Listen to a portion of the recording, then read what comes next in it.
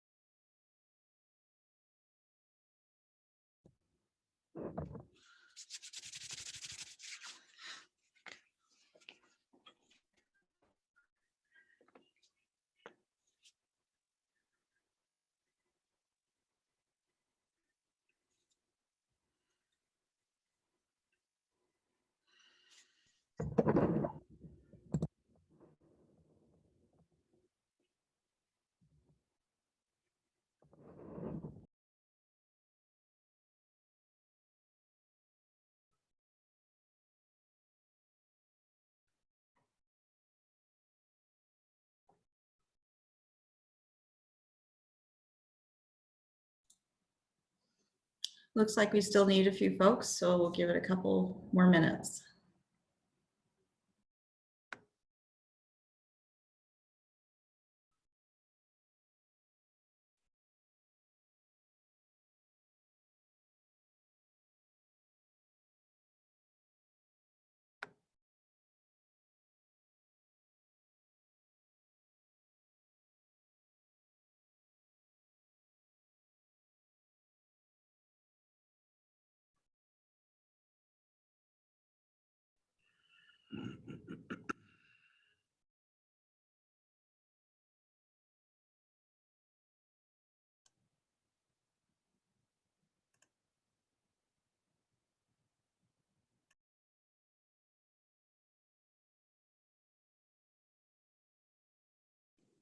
Sarah, didn't I just see you on another Zoom? Yes, this is one of those days.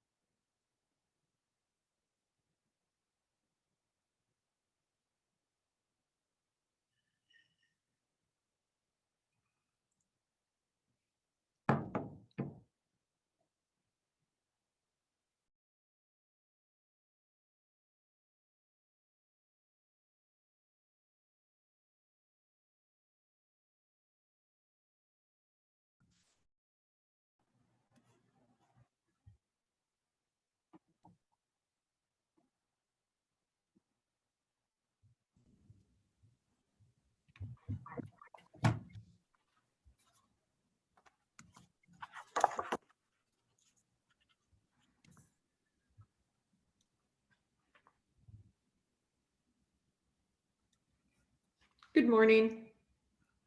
Good morning. Morning. Howdy.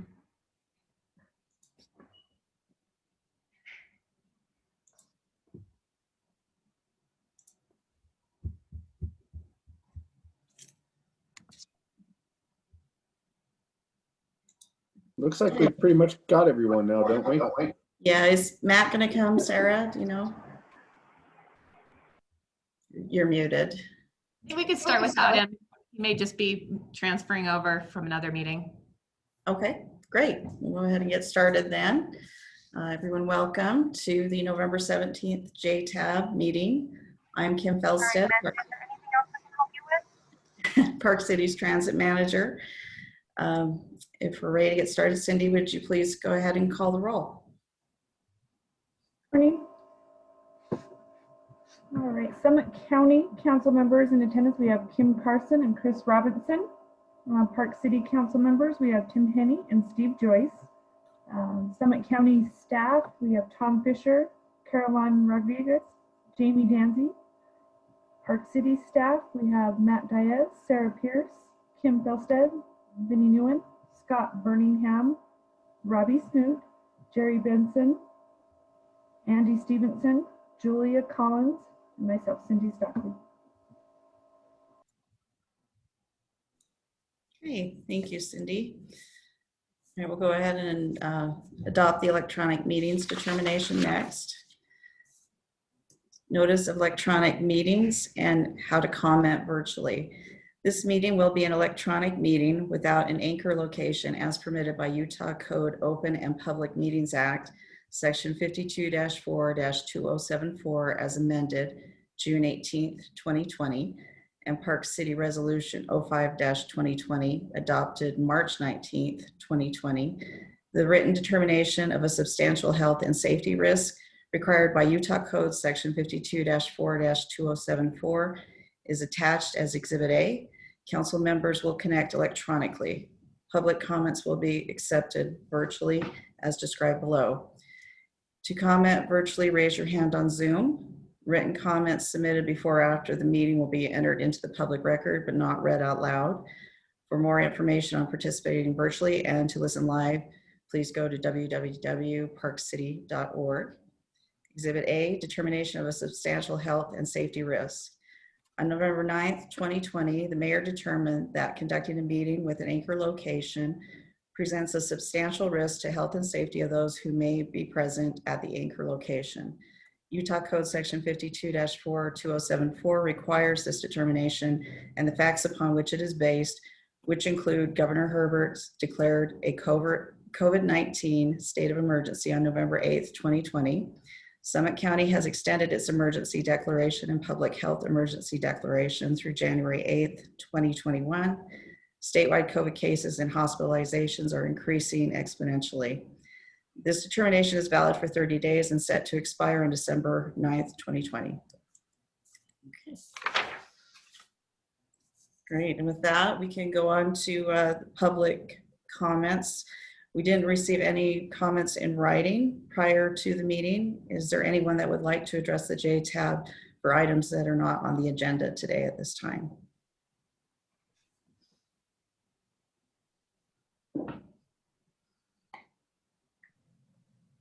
Beth, I'm going to allow you microphone access.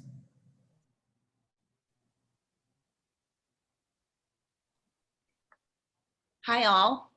You can hear me? Yes, hi, Bev. Okay. Hi, everybody. It's Persistent Bev, and just a couple things. I'm so happy. I was so happy when I rode the bus recently to hear bus stop announcements and in the digitized strip in the front of the bus. So there was a visual and verbal announcement of flag stops on the Lime route, including things like bobsled, Holiday Ranch Road, Bear Hollow. And so that's really helpful and it's good to see. I think that's a great support for people who are new to the community or unfamiliar with the community to see where they are. I also want to check out Prospector because I know there's lots of stops in there. And as a Lime and White rider, when I go into Prospector, I'm like a newbie. And so I'm interested to know if there's street announcements for flag stops there and also throughout things. So I will do that. Secondly, again, biking. And I know we've talked about bike racks. I've brought that up before. Just to let you know, Basin Rec has put a bike rack, installed a bike rack at Rob's Trailhead. I don't know if any of you saw it, but myself and a friend used it the other day, and there were several cars there. So I think of it as 2 less cars. We were hiking, so 2 less cars in the parking lot. Observation is, I think, once we all get out into the great outdoors from trailheads, it seems like we can absorb those people on trails as long as they spread out. And so we're always going to have extra cars at our relatively small parking areas that are at trailheads. I think we're going to overflow them really regularly, well, as we have been, and bike racks become even more important. And I'd like to see bike to bus promoted. And I think that's a good phrase to get people to ride to buses and bus stops. So of course we need racks there. There are very few, including Old Town Transit, which has no bike rack, so I've locked to the fence. But I think that as part of an active transportation plan, bike to bus is important. I think also as active transportation, we need to promote biking more as a form of transportation, what have you. Hunter Klingensmith from the Swanner Preserve, I've talked with her. She's happy to be an advocate. She's the one that came up with the phrase bike to bus, and she does that a lot, and she's happy to get involved.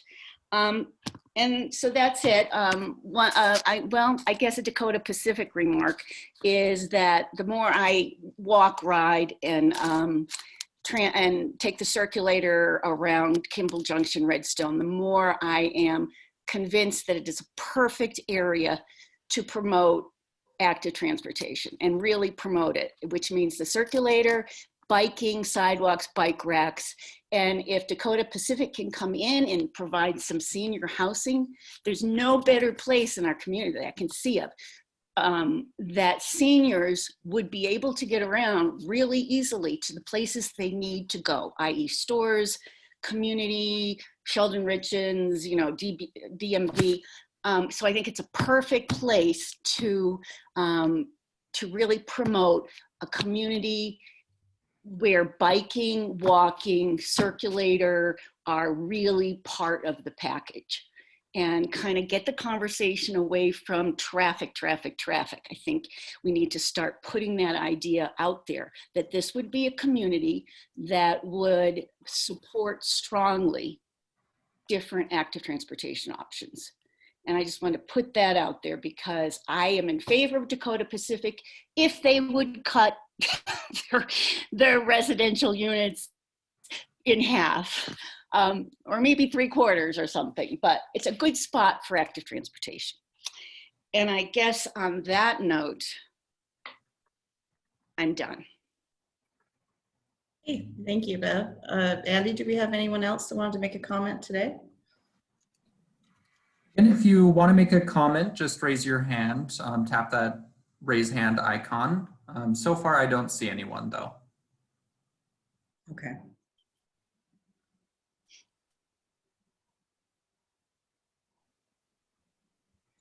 Okay, well, it looks like there's no other comments. We'll go ahead and move forward. We do not have any items on the consent portion of the agenda today. So we can go ahead with our first discussion item, and that's the consideration to approve the JTAB meeting minutes from October 20th.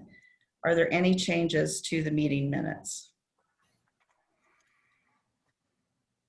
Okay, hearing none, do I have a motion to approve? I move that we approve the meeting minutes from October 20th, 2020. I'll second. Right, all in favor? Aye. Aye. Opposed?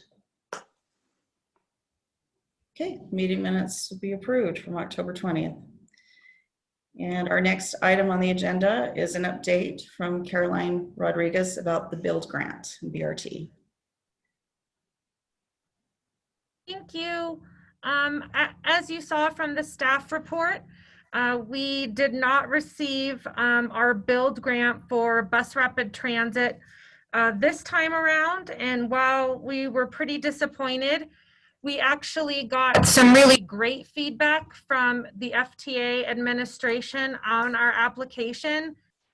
And they encouraged us to continue to reapply specifically for this project. We met a lot of the criteria and were a really good fit. It just, the administration just did not choose to fund any projects in Utah this year. On the project development side, a team of staff from Park City, Summit County, and UDOT conducted interviews for consultant teams for the environmental analysis to move the bus rapid transit forward. And we are currently in cost and scope negotiations with the successful bidder and hope to have them under contract within 2 weeks and hope to start the environmental process for the bus rapid transit before the end of 2020. I hope, as you all know, November and December are a little tough, but we're still hoping we can meaningfully start the process and then can get it done within 12 months. Are you at liberty to say who the bidder is, or do you want to wait until it's a fait accompli? Since I don't know the answer to that, I would prefer to wait. Okay. So Caroline, given schedules next year, what is the schedule for next rounds of build grants, or if you're hearing of any other types of infrastructure programs? I think in general, we're hearing that the new administration is very keen on some large scale infrastructure investments, especially with regard to transit. So I think that it's a favorable year for us. I will just share that transit projects were funded less than maritime port projects under build this year, which it is what it is. There wasn't a lot of funding for transit this year. Are you saying our maritime port project didn't get funded either? Well, We did not put as much effort into that one. That's correct. right. With Echo? So This Carol, is, oh, go ahead, Tom. sorry, Kim, this was Matt. I was just gonna reiterate, a lot of work went into that. I know Caroline did a great amount of work, but several elected officials participated. Our lobbyists obtained letter of support from our entire congressional delegation, and they were proud of the work that we did, and they have some other clients, and they've been sort of bragging and boasting about the quality of our application, the amount of effort that went into it. So I'd just say, kind of stick to it in this. The hope is that will pan out in a few years. So well done. I would say that Jim and Ryan are rock stars too, in helping us on that. So Matt and company, thank you. Absolutely. They're good folks. Yeah, they got us in front of the right people, that's for sure. That was a really special opportunity. I would note that in that letter, it sounds like the majority of the grants did go to areas that were top battleground areas for the election, which was unfortunate to hear, that it got political. But it also, wasn't it a record year for the number of applications, Caroline? Or at least a high number of applications? Yes. Yes, every year they get significantly more than the previous year. And I think the requests outpace the funding by 9 or 10-fold. Okay, well, I say we keep plugging away. So another question, Caroline, what will be the major emphasis of improvement to our application for next year? So because this is discretionary, the criteria could change, and we will obviously want to address the criteria specifically in the NOFO. However, we do have some specific areas around data collection and justifying our reasoning that we can try and work on. I think I communicated to some of our staff and elected officials. I'm trying to figure out how to approach that, because I think some of the specific feedback is a very heavy lift for a rural agency. For example, some of the feedback we got was, well, you currently have some buses running in the shoulder, but you didn't tell us exactly what percentage of the time they are running in the shoulder. And, you know, Kim's operators have the discretion to run in the shoulder under certain circumstances and if they feel safe. And it's, we have to figure out how we can quantify the amount of time they're in the shoulder without putting an enormous burden on the transit system to somehow collect that information. So those are some of the data collection techniques that we'll need to think about and figure out how to accurately report those and reflect that in our application for the next time around. And then how soon will our local, the FTA region folks that we talk to, how soon will they know the discretionary criteria for the next round? They won't know until very shortly before the NOFO is actually released. Gotcha.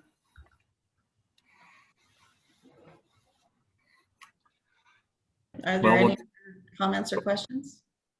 No, no more questions. Thank you. Okay.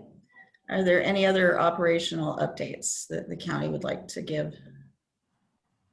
Oh, okay. With that, then I guess we can go on to operational updates from Park City. Andy, could you pull up that slideshow, please?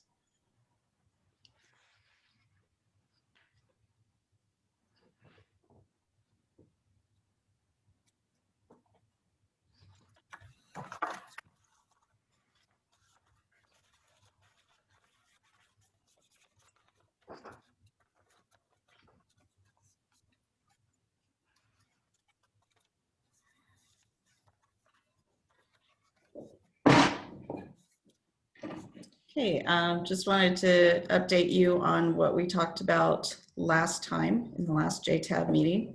So go ahead and go to the next slide, please. As well as some new developments. So I don't know how many of you are familiar with this room that's located over at the Park City Police Department, but it was our traffic control center that was used for special events like Sundance and Arts Festival. So it was only being utilized part of the day or part of the year in the past. And there's a lot of really valuable equipment in there that would be helpful to the ROCs that actually dispatch the buses every day. So we have sort of commandeered this area and taken it over and retitled it to be the Transit Operations Center and have intentions on utilizing that equipment this winter. Go ahead and go to the next slide, please. So there's a lot of equipment in that room, about $95,000 worth of equipment that we can now utilize year round instead of just a small portion of the year.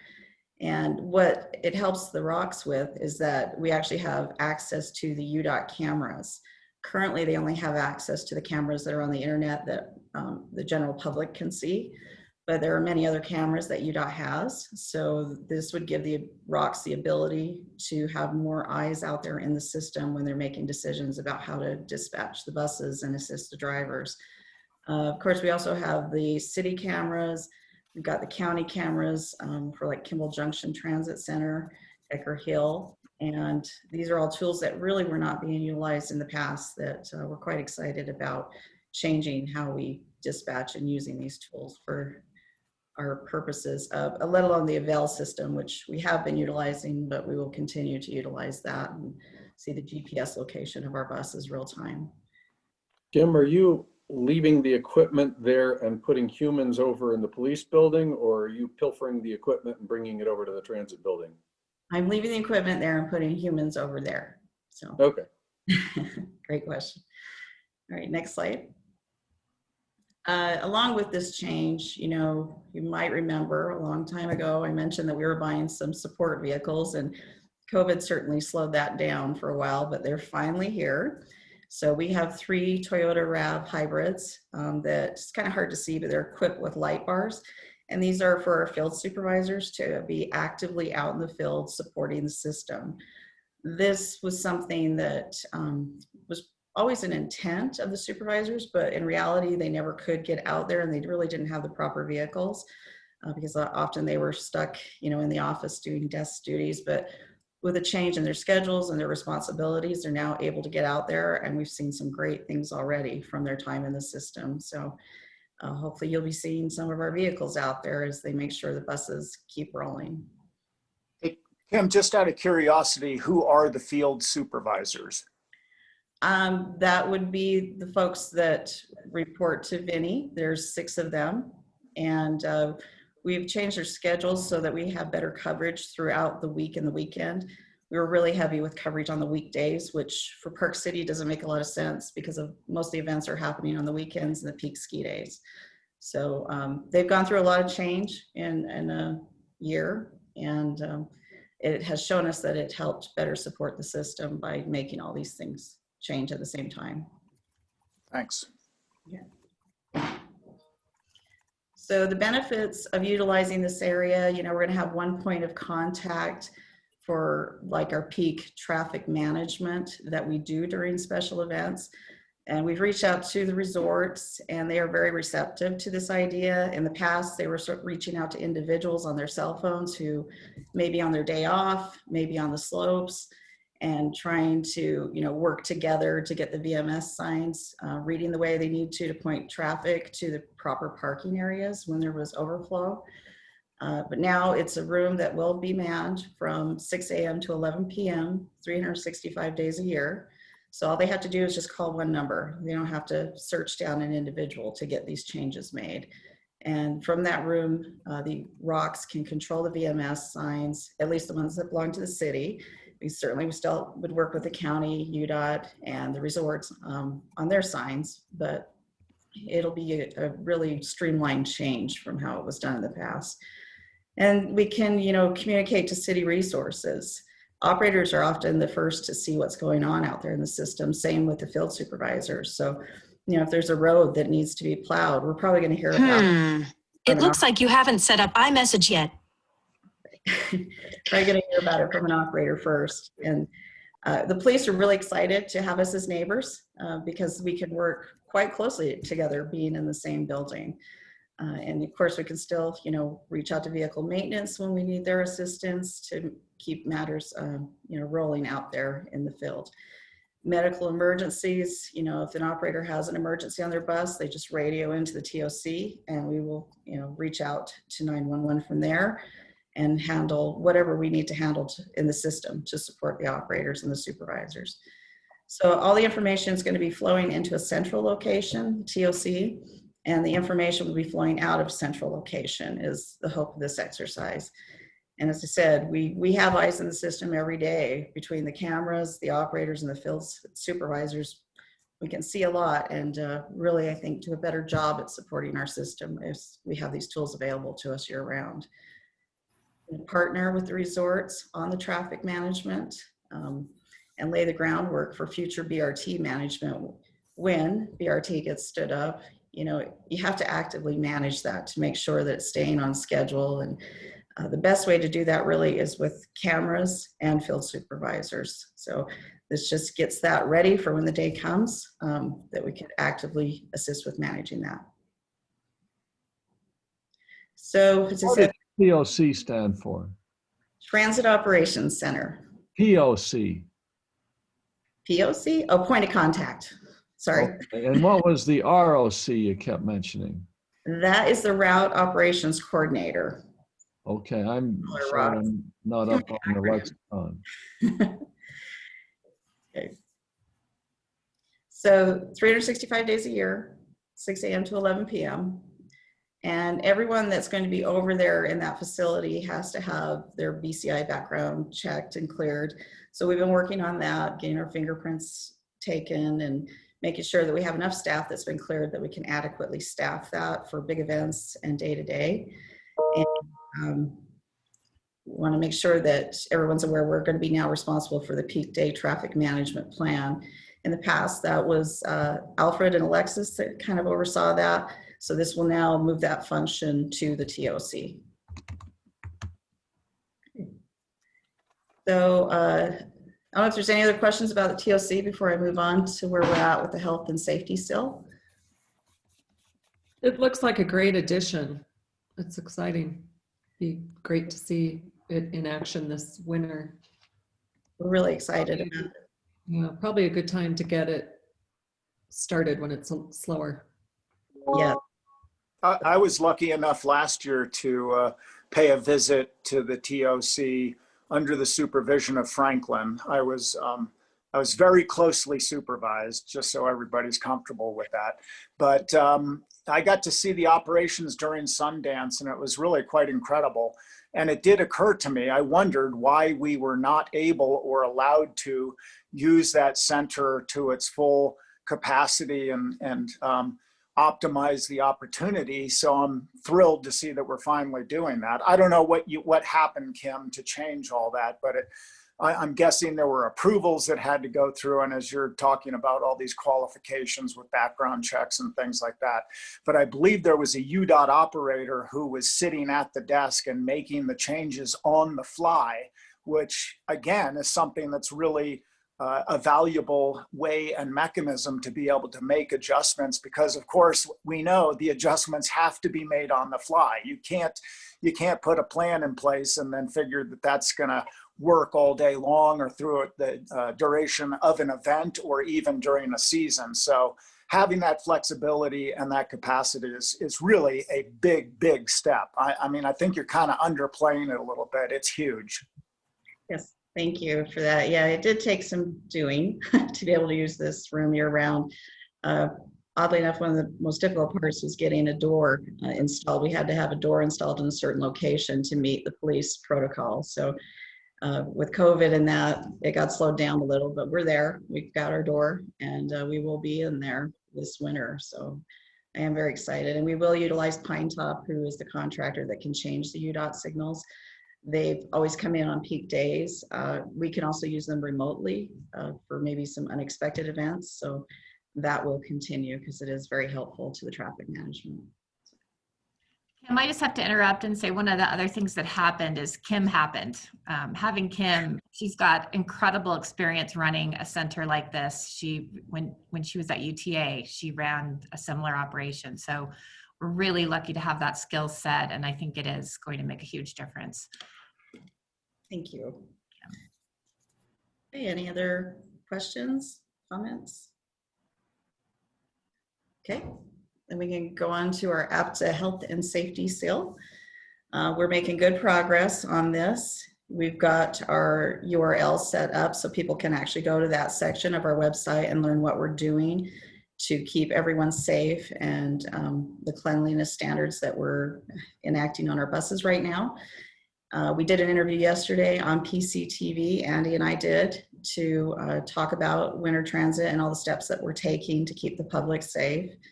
We've got Facebook and Twitter that will be pushing out the APTA marketing tools that I showed you last time that are available to us because we are participating in this sale. And we've ordered our stickers. They should be coming in this week so we can actually get the seal on our buses, get those signs on the back of the seats, and then the ads on the interior of the buses that we are committed to this program and our passenger and operator safety. So a lot going on this week in this regard. The rider's guide is in print right now. And as you can see, we have displayed the seal predominantly on the front of that guide. We also have a section within that describes that in a little bit more detail, hoping to, secure the public trust that it is safe to get back on transit, and we're doing everything possible to ensure that continues. Next slide, Andy. It's a little fuzzy, apologize, but these are our rider rules. They're on our internet website if you want to look at them in more detail. This has been something that's been in the works for a while. Caroline was very gracious to help me with a lot of these. These are just the general expectations of the public, and they've always been there for Park City, but we've never adequately communicated them to the public. So we want to make sure that we're putting it out there quite clearly, what's acceptable on the bus and how we need to interact on the bus. And, most agencies have some form of these rider rules. And so I feel good that they're out there and clearly communicated, because I don't like to tell people they're doing something against our rules when we haven't even told them what the rules are. So this is a good change, and it will be included in the rider's guide as well. Next slide. A different change in the rider's guide is the route schedule this go around, because we're actually doing peak service and we're infusing more service during the peaks, or maybe just running during the peaks on some of our routes. we had to change how we printed the schedule. Before we would say like, you know, on the 15 after, 30 after, 45 after, you'd see a bus. This gives you every single time point. This is kind of the format that a lot of other agencies use, and it wasn't really necessary for us until we made that change and started implementing peak service. So that will look a little different, take up a little bit more space than the Rider's Guide. Okay, I think that's it. Are there any questions about the Rider's Guide or the safety seal that I can answer?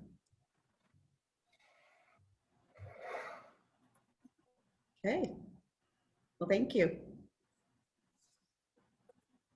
And nothing else on that item. I guess we can go ahead and look at our proposed 2021 meeting schedule.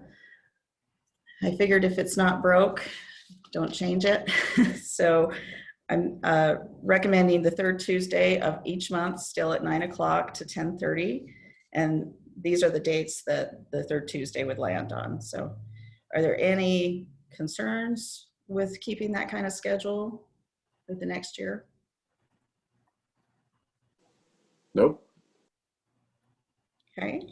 Hey, Kim, no concerns with the schedule, but something that we found at council that has really been incredibly beneficial and helpful, and I know it adds a little additional layer of complexity for staff, but is to send out a calendar invite for each of those dates going out a year. Michelle's been doing that on council meetings, and it was really well received with all the council members.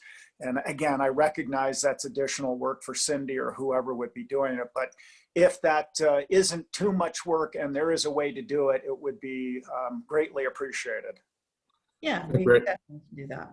It's a great point, Tim. Yeah. Even if we adjust the meetings after they're on the calendar, it's easier to have them on there. Right. Just a quick question for Park City. Is there any thought process yet on whether during your next calendar year that you'll have a meeting break like you did this year, or that we should be considering? Not sure. I will defer to Matt and Sarah on that one. Do you mean a break in the city council meetings? Yeah. I mean, I realize that didn't shut down business on other stuff, but. Tim, Steve, I can't remember if did we decide we're doing that?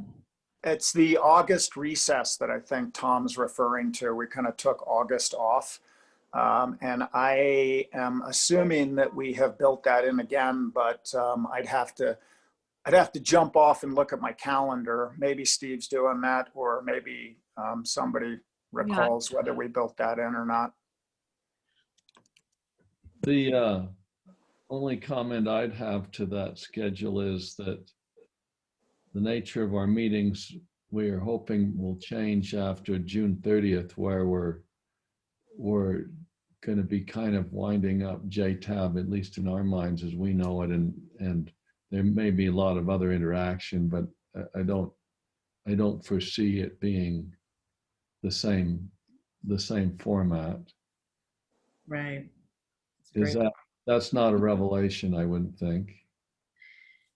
No, I see one meeting in August being the 19th currently on the calendar, but all other meetings in August seem to be off. So it's kind of like a pseudo. Well, it looks like your last meeting is, you have July 15th, and then the next one's August 19th. So you do have a break there. There's the break. Yeah. And to Chris's point, maybe we'll send out these as calendar invites, and as we get deeper into our transition and we want to make adjustments, I'm guessing we want to still be connected to each other, given that we will likely want to work on grants and things together. But, you know, we can make those adjustments as it plays out. Does that work? Yep. I think that's great. And the calendar invite does allow for those adjustments and audibles in a more convenient way. So I think that would be great. Okay. So we will need to send out a cancellation on the current series of JTAB meetings. And I know there was a lot of invites, so I just want to warn you that you'll see a little bit of that, but then we should be locked solid with everyone's Zoom code to dial in, and we'll get that squared away. So So when you send these invites, will they have an embedded Zoom code yes, for each meeting? Say on January 19th, it'll have my Zoom code will be in my invite. yes, yes. That's cool. That's terrific. So we'll get that cleaned up with this opportunity. Okay, and if there's no other comments on the schedule, then it looks like we do not have any noted agenda items for upcoming meetings. So I don't know if you have anything you'd like to see in our next meeting, which is currently scheduled for December 15th. Kim has her hand, Caroline has her hand raised. It's in the dark. She's got both hands raised. Okay, yes, Caroline. Thanks. Two things, but just before we get to upcoming agenda items. Number one, I want to make sure that the update on county ridership that was included in the JTAB report was sufficient. Steve asked for update of the county operations, specifically of the trailside loop. So I wanted to make sure that he felt that he got sufficient information. And then also anyone in the group, I want to make sure everyone has the information they need on that. And also to point out that the CV Connect on-demand service is going to start again on November 20th. And then the second thing I wanted to bring up is, and thank you, Sarah, for this reminder, is that part of what I wanted to ask our JTAB members about in terms of grants moving forward is I wanted to make sure that staff, we have the go-ahead from our elected officials to spend a pretty moderate amount of time as staff working on a schedule, not only for when we apply for these large grants, but also identifying the amount of labor that we're going to need to invest, and then the division of labor and how that may work. And I don't know if that necessitates just a 2-minute discussion between our elected officials regarding just giving us the thumbs up to spend the time doing that, because I do think it is going to take a bit of staff time to get ourselves in a position to continue to apply for these large grants. Thank you. So I'll jump in on the first one, because since you asked about, was this enough? The information that I was looking for is there, so thank you very much. I would offer that both for the county and for the city, looking kind of over your shoulder at, as we transition from the city running these routes to you guys running these routes, you're probably going to want to go from just a paragraph of text to at least some very, very basic graph, because I mean, we learn a lot by just watching year-to-year comparisons and trends. And I certainly would expect that, we're all going to be watching closely as we kind of transition from November to December to January and start looking at the workforce coming in and all that kind of, the skiers coming in. But yeah, the information was there. So thank you very much. Sure, and absolutely. And we'll make sure to have a visual accompany any narrative text next time around. Thank you.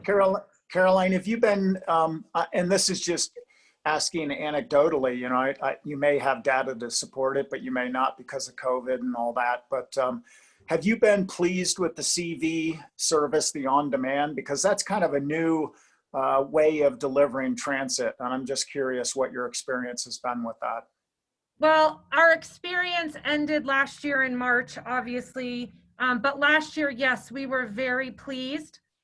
I don't know the number of rides offhand, and I'm sorry, I can get that for you. But I remember when we looked at the season overall, our cost per trip was very competitive with Park City's fixed route cost per trip.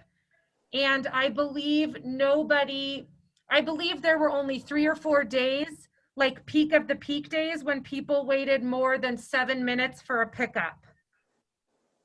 So it was highly utilized and pretty efficient. Well, so that's more what I was looking for. I don't need the data, but just, okay. Highly utilized, efficient, and people were pleased. That's kind of the brief review of what I'm looking for there. Now, on the grant application, I thought that was one of the work items that Jerry and staff were sort of focused on, and we had agreed that we were going to put some energy into and coming up with at least a memorandum of understanding or some sort of agreement between the county and the city. Did I misunderstand that? I thought that was something that we had on our work list for, the next thing to get to. I think to a certain extent it's related, but this is over and above the formula grants that are routine every year. This is the large scale infrastructure grants that take a lot of time and energy, like a build grant. And it was my understanding that that's sort of separate from the MOU we're discussing, but if I misunderstood that and we already have the go ahead, that's great.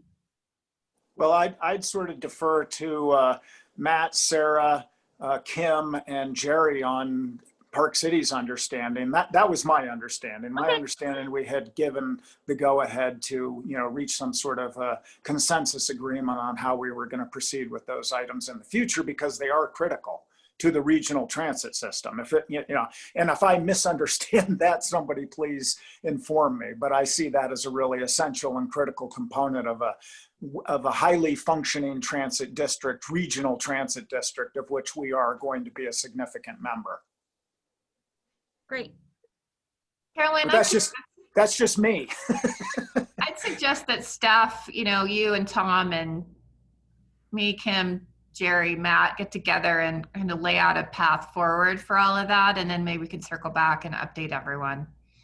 That would be great. And I think actually, if this is okay with Matt, we may want to consider bringing in Jim and Ryan to that discussion, because they will probably have a sense more than I would of what's going on in what the grant landscape looks like over the next year. I mean, that's just my feeling. Matt may feel differently, but that's something we should follow up on, is whether or not they should be included in that discussion for planning purposes. Sounds good.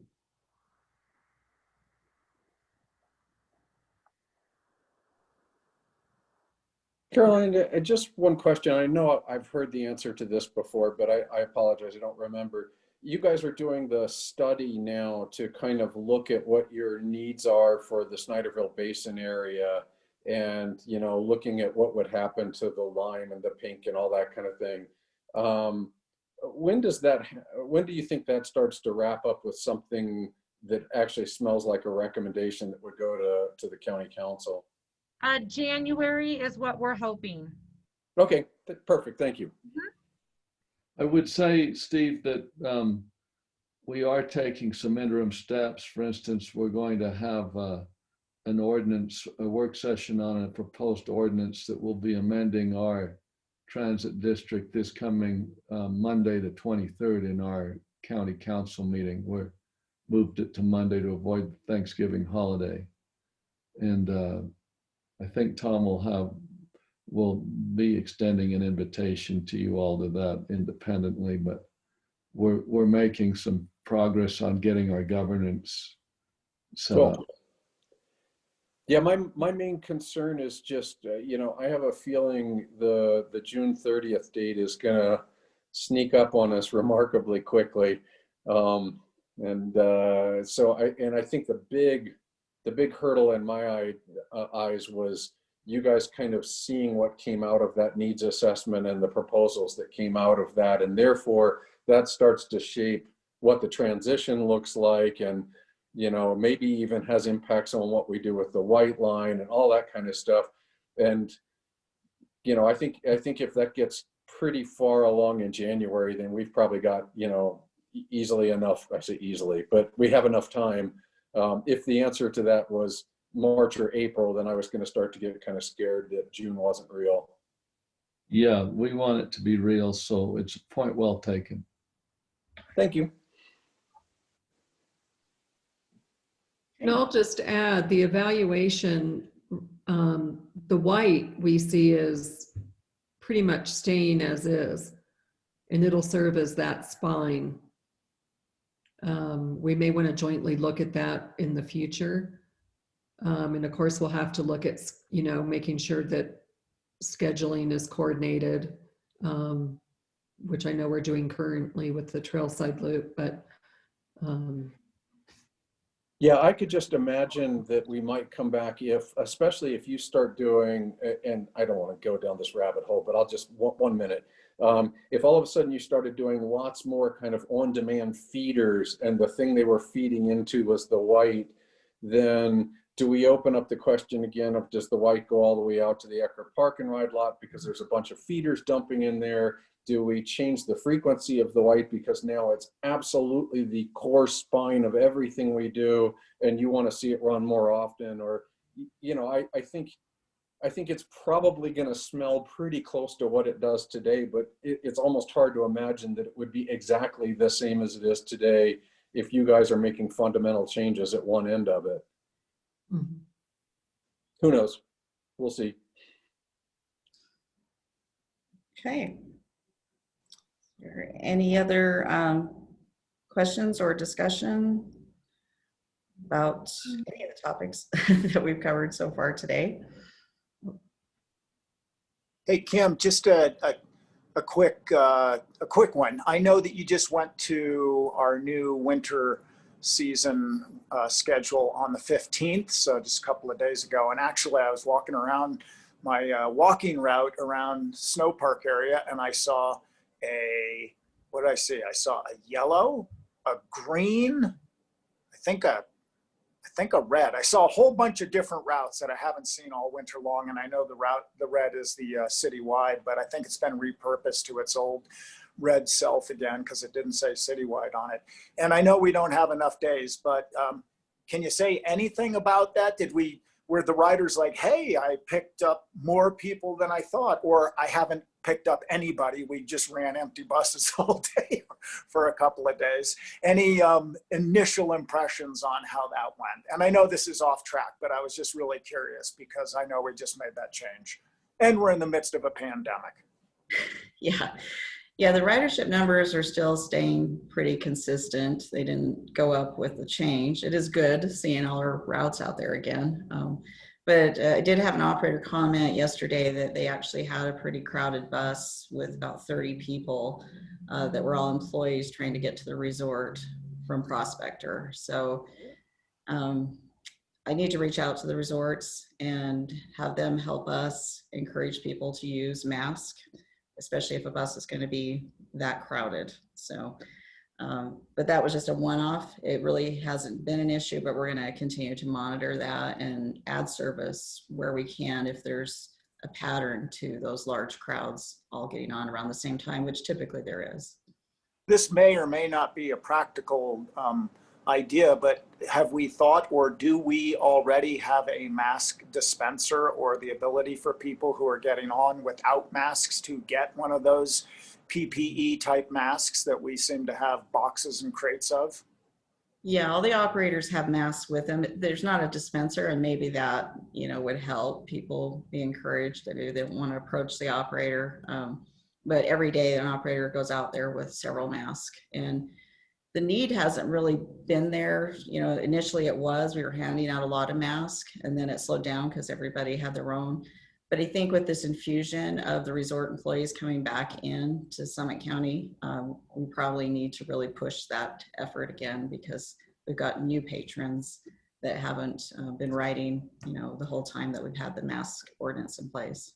Yeah, and it may just be a couple of weeks or a month or something, but maybe staff wants to think about, as part of that bumped up educational process, having the ability to offer those